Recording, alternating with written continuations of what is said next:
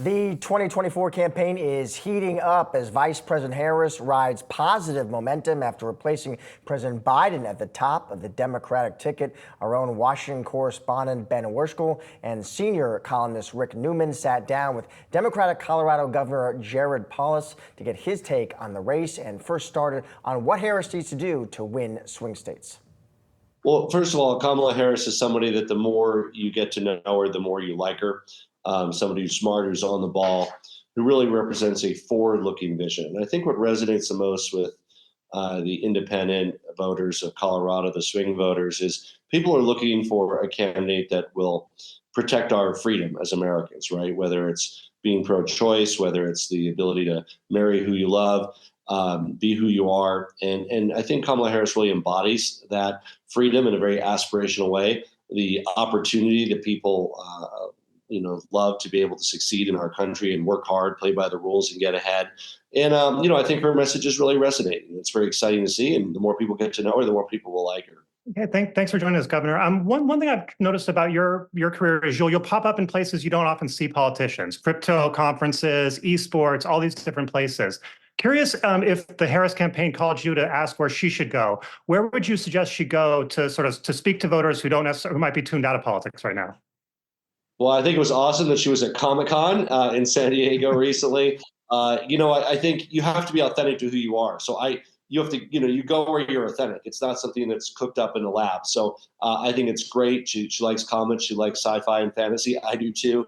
And it's great to reach out there. I did one of my most, viral posts I did is when I played Dungeons and Dragons at a library in rural Colorado. Got more views than almost anything else. Just sort of showed up for their Dungeons and Dragons tonight. So I encourage her to be true to herself, to let Kamala be Kamala, and really just to show people who she is with her personality. I mean, people really want somebody that's authentic, and and that's something that when you're talking about Donald Trump, he has, in my opinion, a very negative, narcissistic personality, but he is authentic to who he is. He doesn't try to hide his narcissism. He wears it on his sleeve. So Kamala Harris is not narcissistic. She has a winning personality. She has a lot of fun and hobbies, and I know that as she shows those, it'll help humanize her.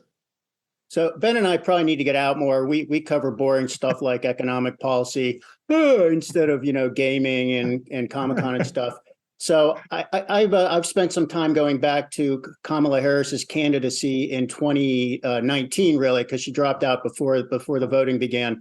But she was fairly left leaning back then. She endorsed the Green New Deal, Bernie Sanders, Medicare for all. She said she would ban fracking.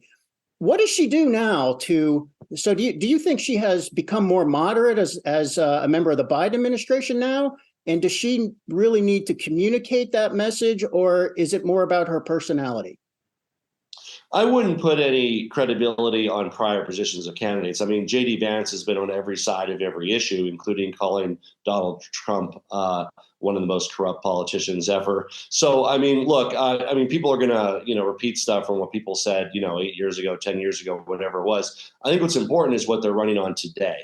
Kamala Harris has a strong pro-growth agenda. She's going to succeed in building bridges with technology and the business community that Joe Biden had trouble with. She's a forward-looking, innovative candidate. She hails from the state of California, is close to a lot of folks in Silicon Valley, really supports the innovation economy. So I'd really focus on what she does going forward.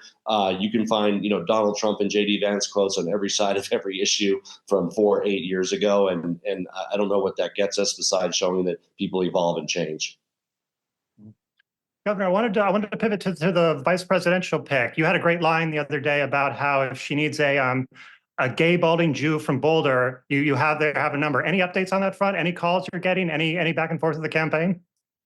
Well, I don't know exactly, what their polling is showing, if that's what they need. We're ready. But no, there's some wonderful folks that are in the mix. Certainly in Colorado, having somebody like Mark Kelly from the West would help. Senator Kelly from Arizona would be tremendous values. Governor Shapiro, if she wants to go with the governor, really been an admirer of his and enjoyed getting to know him as one of our fellow governors. So there's some great folks out there. And I know that, across the board, folks that are being considered and, are excited to step up and help. I think what's important is she finds a good governing partner. and somebody that will help her get elected as president of the United States. All right, and Ben and Rick join us now. Great interview, guys, and good to have you on the show. Rick, it was interesting. Listen, I didn't expect, of course, the governor to say who he thinks Harris's running mate should be. What would be your answer there, Rick? I mean, you got some good choices. You know, do you think, is it Kelly, Shapiro? Is it somebody I'm not thinking of? Ben and I have already answered that question on our podcast which aired last Friday. We think Mark Kelly checks the most boxes. Now, it could be somebody else, but Mark Kelly, for one thing, he comes from a swing state.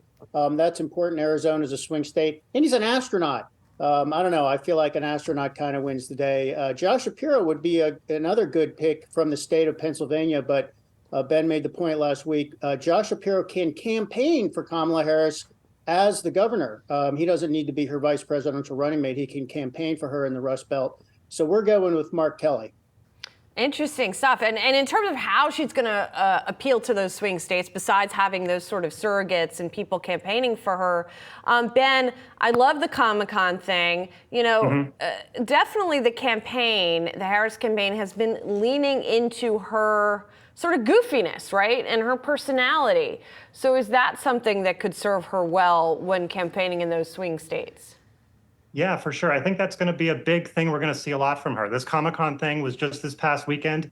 It wasn't a new appearance from her. It was an old clip that that was resurfaced there. It was an old Simpsons thing that she popped up. But I think there's a lot of stuff in her background you're going to see again. She loves cooking. Apparently, she's done a lot of cooking videos over the years that I think you'll see elements of. Like the governor said, she likes sci-fi and fantasy. You'll see sort of elements of that in there too. So I think they're going to try to do that to draw a contrast with Trump for sure, as it kind of goes into the young versus old aspect. It goes into the kind of the hip versus the candidate Donald Trump we've known for a long time. So I think that's going to be a big element of the message going forward.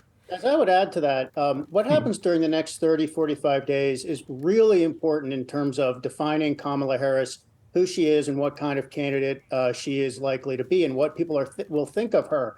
So everybody at this point knows she's running, but people don't actually know a lot about her. And while the Harris campaign is really trying to define Kamala Harris on her own terms, the Trump campaign is trying to do the exact opposite. They're trying to discredit her, and discrediting candidates does work sometimes. The one great example that people are thinking about now is 2004, the so-called Swift voting of John Kerry, when this group that nobody was paying attention to really managed to trash his record as a Vietnam veteran.